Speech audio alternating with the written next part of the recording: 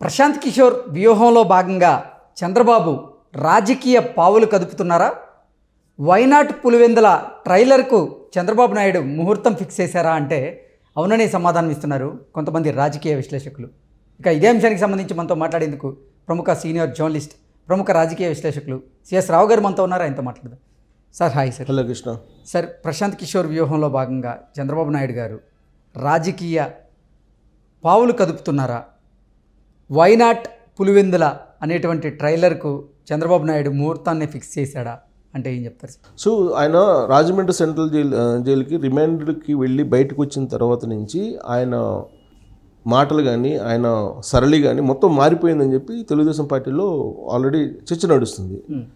అదే సమయంలో ప్రశాంత్ కిషోర్ ఇటీవల కాలంలో ఆయన్ని భేటీ అయ్యారు.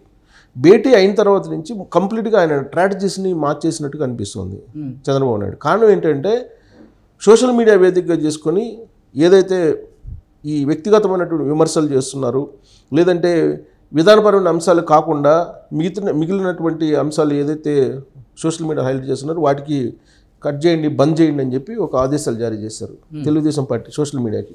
ఒకవేళ వైఎస్ఆర్ కాంగ్రెస్ పార్టీకి సంబంధించిన సోషల్ మీడియా ప్రవోక్ చేసినా లేదా వ్యక్తిగతమైన ఆరోపణలు చేసినా మీరు రెస్పాండ్ కావద్దు. ఇక నుంచి రాబోయేటువంటి రోజుల్లో కేవలం తెలుగుదేశం పార్టీ అధికారంలోకి వస్తే ఏం చేస్తుంది, 2019 నుంచి 19 ఎన్నికల్లో తెలుగుదేశం పార్టీ అధికారంలోకి రానందువల్ల జరిగినటువంటి నష్టం ఏంటి, దీన్ని మాత్రమే తెలియజేయండి. ఓకే.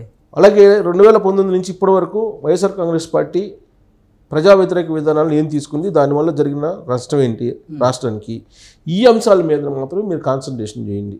అంతే తప్ప వ్యక్తిగతమైనటువంటి విమర్శలు కానీ ప్రొవోక్ చేసేటువంటి అంశాల జోలికి కానీ మీరు వెళ్ళొద్దు అని చెప్పి చాలా క్లియర్గా తెలుగుదేశం పార్టీ సోషల్ మీడియాకి చంద్రబాబు నాయుడు ఒక క్లియర్ కట్ ఆదేశాలు జారీ చేశారు. ఆ ఆదేశాలు ఎప్పుడు ఇచ్చారు? ప్రశాంత్ కిషోర్ తోటి మీట్ అయిన వెరీ నెక్స్ట్ డే ఆదేశాలు తెలుగుదేశం పార్టీ సోషల్ మీడియాకి ఇచ్చినట్టు తెలుస్తుంది. అందుకే ఇక నుంచి వ్యక్తిగతమైన విమర్శలు, వ్యక్తిగతమైనటువంటి పోస్టులు కానీ ఇవేమీ ఉండవు అని చెప్పి చాలా క్లియర్ చేశారు. ఎందుకు చెప్పారంటే అది ప్రశాంత్ కిషోర్ మొదటి నుంచి కూడా వైఎస్ఆర్ కాంగ్రెస్ పార్టీకి సంబంధించిన బలాలు బలహీనతలు ఏంటనేది తెలుసు. సో వైఎస్ఆర్ కాంగ్రెస్ పార్టీ విధానపరమైనటువంటి అంశాల మీద చర్చ జరగకుండా వ్యక్తిగతమైనటువంటి అంశాలకి వెళ్ళారు. కొడాలి నాని ఉన్నారు, చంద్రబాబు నాయుడు వ్యక్తిగతంగా దూషించడం ఇలానే జరిగిపోయింది మొత్తం. సో జగన్మోహన్ రెడ్డి తీసుకున్న నిర్ణయాలు ఏదైతే ఉన్నాయో ప్రజా వ్యతిరేక నిర్ణయాలు, వాటి మీద చర్చ జరగలే ఎక్కడ. ఆ తర్వాత కొడాలి నాని తర్వాత అమ్మడి రాంబాబు వస్తారు, అమ్మడి రాంబాబు తర్వాత పేరు నాని వస్తారు, పేరు నాని తర్వాత జోగి రమేష్ వస్తారు, జోగి రమేష్ తర్వాత ఆయన వైజాగ్ మినిస్టర్ వస్తాడు, కోడిగుడ్డు మినిస్టర్ అంటారు కదా ఆయన, ఆ తర్వాత రోజా వస్తుంది. ఇలా వాళ్ళు వ్యక్తిగతమైనటువంటి విమర్శలు దానికి వెళ్ళిపోతున్నారు.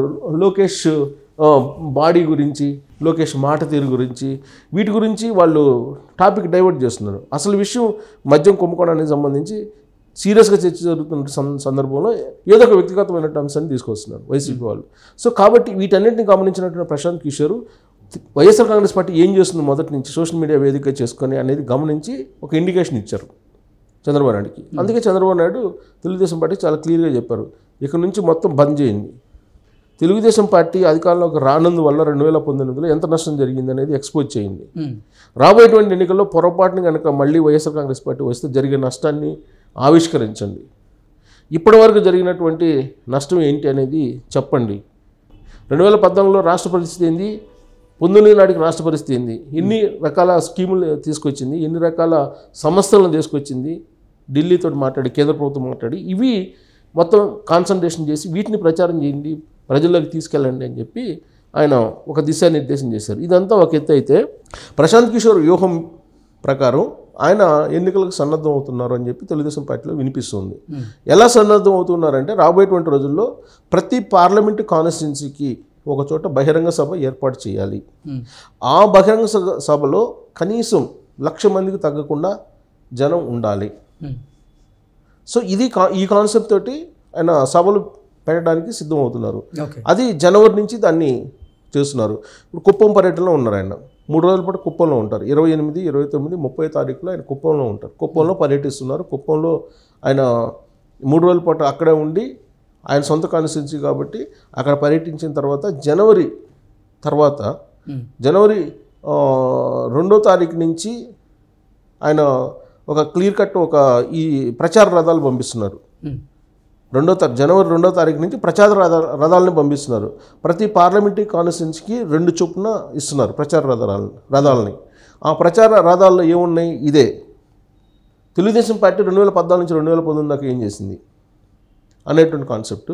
అలాగే అధికారంలోకి వస్తే రాబోయేటువంటి రోజుల్లో మేము ఏం చేస్తాం, తెలుగుదేశం పార్టీ ఏం చేస్తుంది, చంద్రబాబు నాయుడు ఎలా రాష్ట్రాన్ని అభివృద్ధి పదాన్ని తీసుకెళ్తారు, ఈ అంశాలతో మాత్రమే ప్రచార రథాలని 2వ తారీఖున ఆవిష్కరిస్తున్నారు.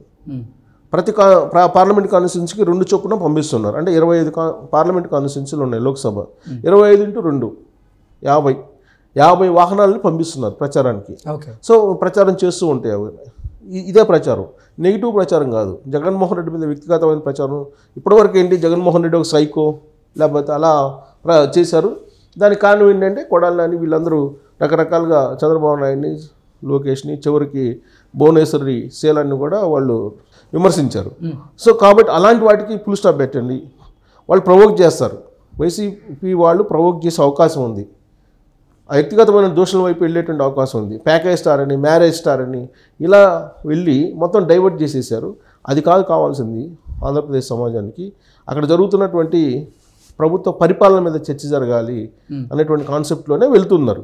దాంట్లో భాగంగా జనవరి 2వ తారీఖున ప్రచార రథాలని పంపిస్తున్నారు. ఆ తర్వాత జనవరి 5వ తారీఖు నుంచి ఆయన పార్లమెంటుకు సంబంధించినటువంటి సభలు పెట్టాలనేటువంటి సన్నాహాలు చేస్తున్నారు.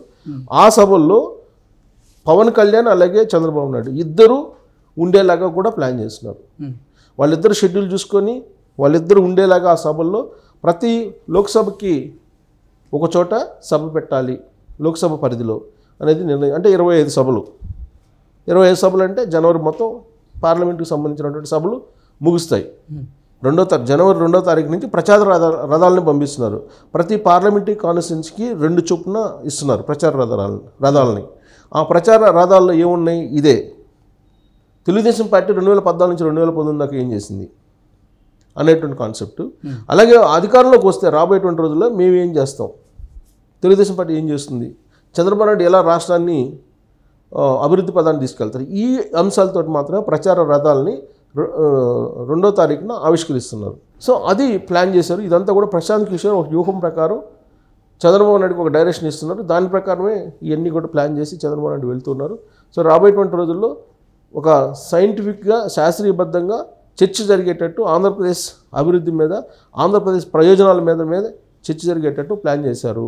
రాబోయేటువంటి ఎన్నికల్లో జగన్ వర్సెస్ రాష్ట్ర ప్రయోజనాలు ఈ కాన్సెప్ట్ తోటి ఎన్నికలు జరగాలి అనేది ప్రశాంత్ కిషోర్ ఇచ్చినటువంటి వ్యూహంలో భాగం చంద్రబాబు నాయుడుకి. ఆ దిశగా ఆయన అడుగులు వేస్తున్నారు. Okay sir, thank you so much.